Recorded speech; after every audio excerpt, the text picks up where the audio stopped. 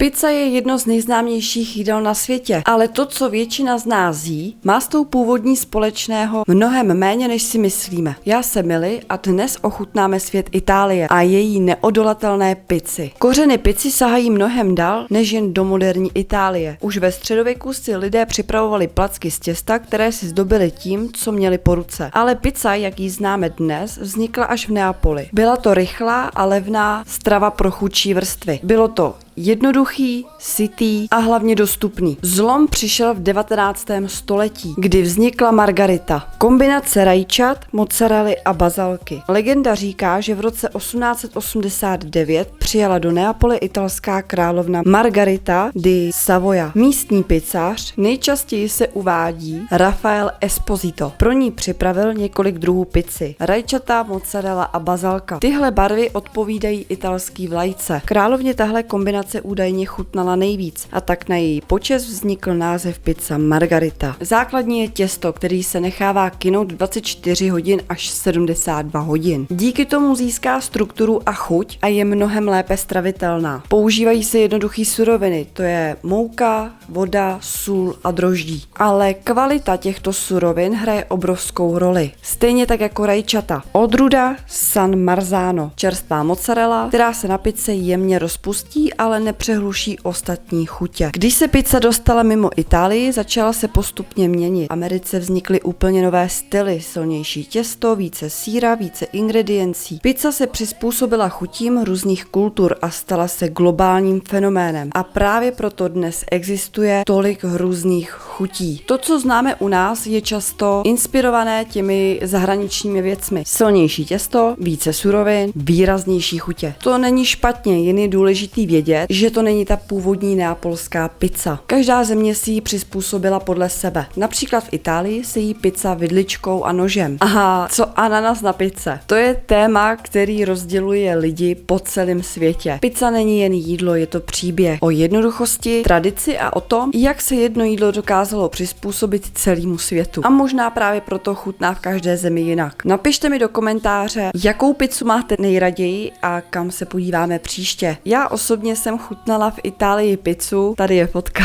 a musím říct, že ten rozdíl byl opravdu znát. Měla jsem na tom rajčatový sugo, mozzarellu, bazalku čerstvou a bylo to pokapaný olivovým olejem. Úplně něco jiného, než když máte klasickou pizzu tady. Ale i přesto to bude jedno z mých nejoblíbenějších jídel, protože miluju italskou kuchyni. Italská kuchyně je celkově strašně pestrá. Pasta a těstoviny. No a hlavně mě by zajímalo, jestli spadáte do skupiny ananas na pizzu nebo ananas na pizzu nepatří. Já, abych se přiznala, tak patří mezi ty lidi, kteří ananas na pizze milujou. A takovej fun fact. Pizza Hawaii nevznikla na Havaji. Pizzu Hawaii totiž vytvořil v Kanadě řecký přistěhovalec Sam Panopoulo v roce 1962. Což je vtipný, že v Kanadě řecký přistěhovalec vymyslel pizzu Hawaii. OK, budu moc rád, když mi zanecháte like, odběr, klikněte na zvoneček, aby vám neuniklo žádný nový video a já se na vás budu těšit zase příště.